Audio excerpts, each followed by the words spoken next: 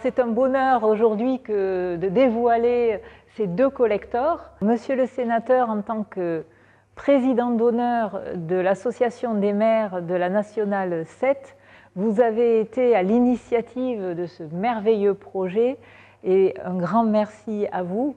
Et merci à Monsieur le maire de Valence, président de Valence Romand Agglo, de nous accueillir dans cette mairie pour ce dévoilement. C'est un projet très ambitieux, il a fallu du temps, des soutiens, beaucoup de travail des équipes Filaposte, mais aussi dessinateurs, historiens se sont penchés sur ce projet pour cette merveilleuse réalisation. Les collecteurs, ils ont vocation à être offerts.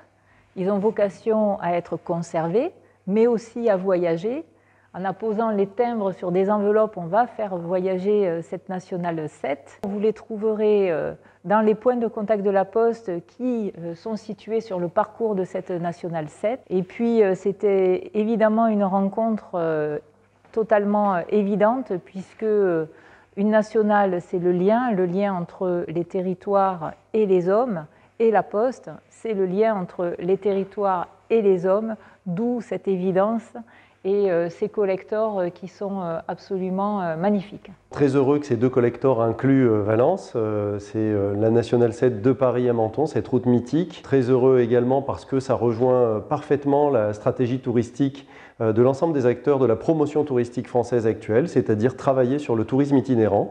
Il se trouve qu'en Auvergne-Rhône-Alpes, on a travaillé justement sur une vallée de la gastronomie qui part de Bourgogne-Franche-Comté et qui va jusqu'à la Côte d'Azur. Donc on colle parfaitement à cet objectif qui consiste à dire on va accompagner les touristes qui veulent visiter nos régions, s'arrêter pour découvrir notre gastronomie, pour découvrir notre patrimoine, notre culture. Et au travers de ces deux collectors, eh bien, on retrouve toutes ces thématiques. Donc on est finalement exactement dans les expressions de consommation qu'attendent les touristes actuellement en France. C'est un supplément et c'est évidemment un patrimoine qui vient compléter la richesse de nos territoires. L'idée est venue il y a quelques années, c'était en 2018, me semble-t-il, où une rencontre a eu lieu donc, à la Poste de Tain-l'Hermitage. J'étais maire de Tain-l'Hermitage.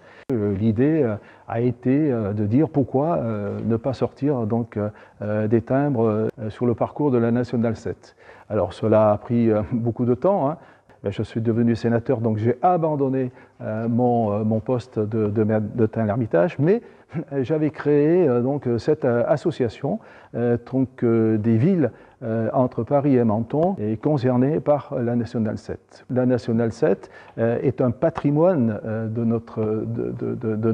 notre pays. Je suis très heureux qu'aujourd'hui on puisse donc les proposer et j'espère bien évidemment qu'il y aura beaucoup de collectionneurs qui vont donc les acheter.